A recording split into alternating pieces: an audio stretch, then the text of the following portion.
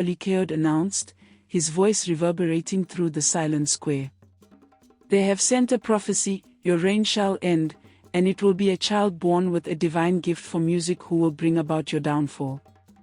The king's face darkened. What nonsense is this?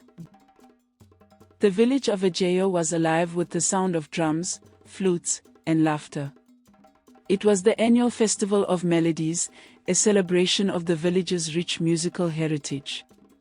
Villagers danced in the square, their colorful attire swirling in rhythm with the music. Children ran around with makeshift instruments, their laughter blending with the harmonious tunes. In the midst of the celebration, a hush fell over the crowd as the respected native doctor, Oba Adewale, approached the king's dais.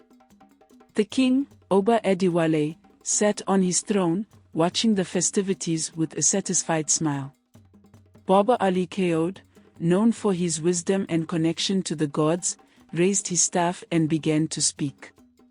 Oba Adewale, the gods have spoken, Oba Adewale announced, his voice reverberating through the silent square. They have sent a prophecy, your reign shall end, and it will be a child born with a divine gift for music who will bring about your downfall. The king's face darkened. What nonsense is this, Oba? My reign is strong, and no child can challenge my rule. Oba Adewale shook his head. The gods have spoken, my king. You cannot escape their will. The child with the gift of music will rise and overthrow you. The crowd murmured in fear and curiosity. Oba Adewale stood, raising his hand to silence them. Hear me, people of Ajao. From this day forward, music is banned in our village. No instrument shall be played, no song shall be sung. Anyone caught defying this decree will face severe punishment. Gasps and cries of disbelief erupted from the villagers. But, my king, a brave villager dared to speak, music is our life. It is our tradition. It is my decree, Oba Adewale roared. Music is banned, and this celebration ends now. Disperse at once. Years passed, and the once lively village of Ajao became shrouded in a heavy silence. The vibrant melodies and joyous songs were replaced by an oppressive stillness. In a small hut on the edge of the village, young Amara clung to her secret, an old, weathered flute hidden beneath her bed. One night, as the village slept, Amara tiptoed into the forest. She sat by the river, pulled out her flute, and began to play. The notes floated on the air, a whisper of defiance against the king's decree. Her parents, Amina and Olu, soon discovered her secret. Amara, you must stop this, Amina pleaded one evening after catching her daughter returning from the forest. The king will punish you if he finds out. Mama, I can't stop, Amara replied, tears in her eyes. The music is part of me. It's my heart and soul. Please, Amara, Olu begged, his voice filled with worry. We can't lose you. The risk is too great. Amara nodded reluctantly, but her heart ached. She knew she couldn't abandon her gift, no matter the danger. One moonlit night, while playing her flute deep in the forest, Amara heard a rustling in the bushes. She stopped abruptly, heart pounding. Don't be afraid, a voice called out softly. I mean you no harm.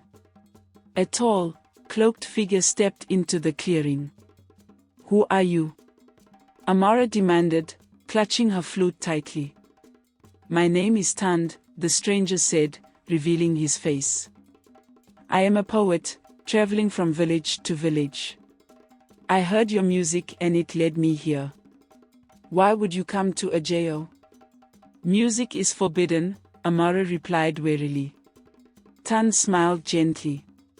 Because I believe your music has the power to change that. Will you let me help you? In the quiet of the forest, Tunde sat across from Amara, his eyes serious. Amara, You have a gift that can bring our village back to life. You must let me train you. Amara shook her head. My parents don't support me. They're scared of what the king will do. Tunde leaned forward, his voice soft but firm. Your parents fear for your safety, and rightfully so. But sometimes, the greatest change comes from the greatest risk. Your music is special, Amara. It can heal and inspire. It can overthrow tyranny. But I'm just one girl, Amara said, her voice trembling. How can I fight a king? One girl with a powerful gift, Tunde corrected. The prophecy speaks of you. You are the key to restoring music to Ajao. The people need hope, and your music can give them that. Amara looked down at her flute, feeling the weight of Tunde's words. What if I fail? What if I bring more harm than good? Tunde reached out, placing a reassuring hand on her shoulder. We will face this together. I will teach you everything I know.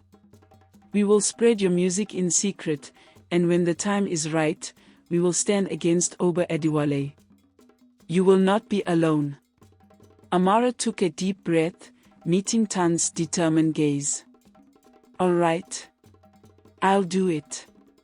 I'll train with you and use my music to fight for our village. Tunde smiled, his eyes shining with pride. Good. We start tomorrow. Together, we will bring music back to Ajao.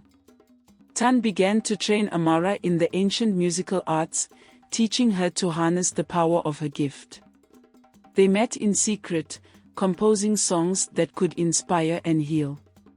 One evening, after a particularly moving session, Tunde looked at Amara and said, You have a gift, Amara. Your music can bring this village back to life. But what can I do? Oba Adewale's soldiers are everywhere, Amara sighed. Music has a way of reaching the heart, even through the thickest walls of tyranny, Tunde replied. We will find a way.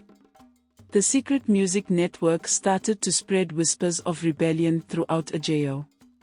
Amara's melodies, recorded on simple instruments, were circulated in coded messages. The villagers, though fearful, began to feel a flicker of hope. The music awakened something deep within them, a longing for freedom and expression. Did you hear the latest tune? Whispered Kemi, a villager, to her neighbor during a covert gathering. It's from Amara. Her music speaks of freedom. Oba Adewale, sensing a change in the air, tightened his grip on the village. His soldiers patrolled day and night, searching for any sign of rebellion. Despite the danger, Amara and her allies continued their clandestine gatherings, refining their plan to overthrow the king. The time for action was drawing near. Double the patrols. Oba Adewale barked at his captain. I will not be overthrown by some childish melodies. A total lunar eclipse was approaching, a rare celestial event that the villagers believed held mystical powers. Amara and Tunde decided that this night would mark the beginning of their rebellion. They planned a grand musical performance in the heart of the village, believing the eclipse would provide them with the cover they needed. Are you ready, Amara? Tunde asked, his voice steady but eyes filled with worry. I am, she replied, holding her flute with resolve. For my family, for Ajao, I am ready. On the night of the eclipse, under the cover of darkness, the villagers gathered in the central square. Amara, standing in the middle, began to play her flute. Her hauntingly beautiful melody echoed through the village, breaking the silence that had held them captive for so long. One by one, hidden musicians joined in, creating a powerful symphony that resonated with the villagers' spirits. This is our moment, Tunde whispered to Amara as the music swelled. Oba Adewale, awakened by the music, stormed into the square with his guards. Stop this at once, he roared. But the villagers, emboldened by the music, stood their ground. "You will not silence us anymore, Oba Adewale," Amara called out, her voice strong and defiant. "We will no longer live in fear." The king's eyes narrowed as he recognized Amara. "So, you are the child of the prophecy. Guards, seize her." The guards moved forward, but the villagers formed a protective circle around Amara. Tan stepped forward, playing a powerful, resonant note on his drum. "Your reign ends tonight, Oba Adewale. The people of Ajao have found their voice." The music grew louder, more intense, as the villagers joined in, their collective defiance creating a barrier that the guards could not breach. Oba Adewale tried to shout over the music, but his voice was drowned out. "You cannot win against the will of the people," Amara continued, her flute's melody piercing through the night. "Music is our strength, and it will be your downfall." Oba Adewale stumbled back, the power of the music overwhelming him. "No. This cannot be," he cried out, his voice filled with desperation. As the eclipse reached its peak, the moon turned a deep red, casting an eerie glow over the village. The music swelled to a crescendo, the harmony of the village's instruments blending into a powerful, unified force. "Stand down, Oba Adewale," Tan commanded, his voice resonating with authority. "Your time is over." The villagers' music continued to build, each note a symbol of their collective strength and resolve. The guards hesitated, unsure of what to do against such a formidable display of unity and power. Oba Adewale, realizing his grip on the village was slipping, shouted, "You will all pay for this insolence." But his words were lost in the overwhelming tide of music and defiance.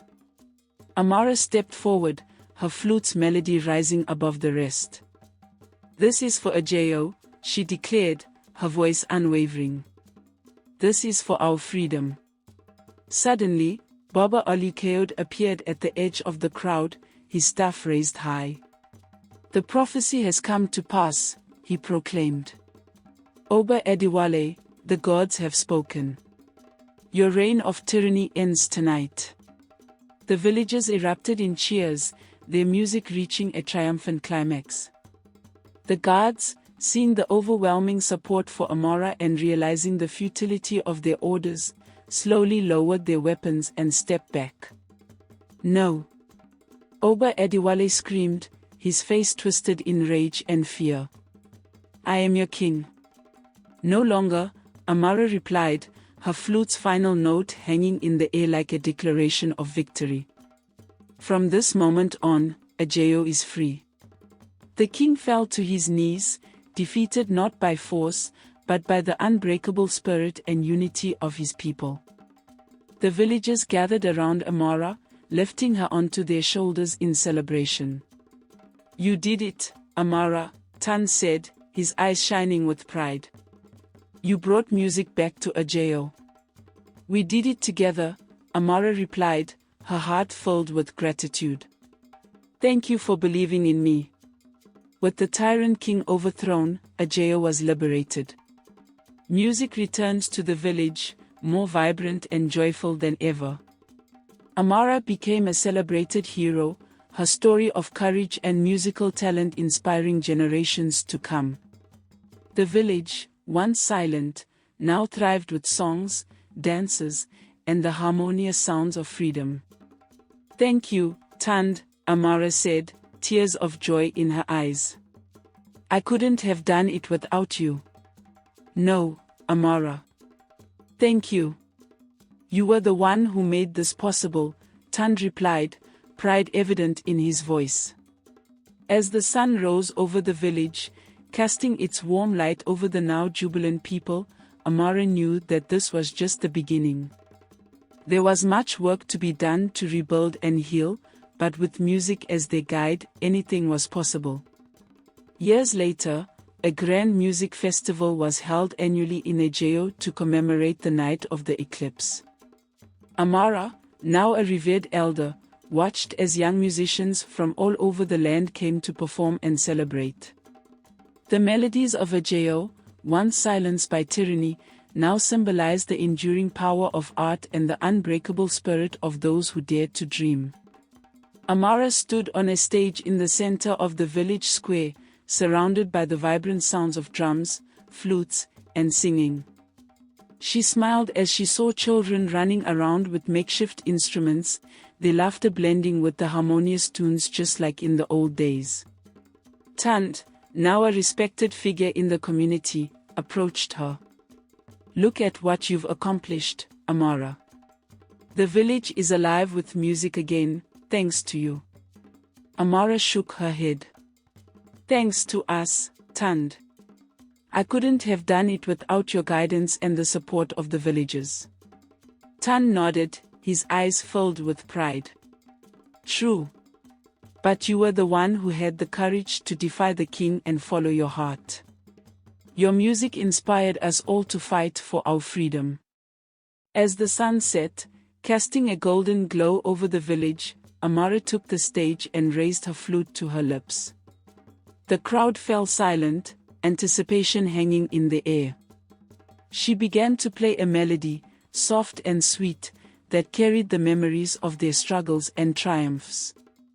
The villagers joined in, their voices rising in harmony, celebrating their unity and resilience. The festival continued into the night, with stories of the past shared around bonfires and new songs composed under the starlit sky. Amara's heart swelled with joy as she watched her people, free and full of life, embracing the power of music. In the years that followed, Ajao became known far and wide for its rich musical heritage. The village thrived, attracting visitors and artists from distant lands who came to learn about the extraordinary story of a young girl who defied a tyrant king and brought music back to her people. Amara's legacy lived on through the melodies that filled the air and the hope that inspired generations to come. From grass to grace, her journey was a testament to the transformative power of music and the resilience of the human spirit. And as long as there were people who dared to dream, the music of Ajao would continue to echo through the ages, a symbol of freedom and the enduring power of art.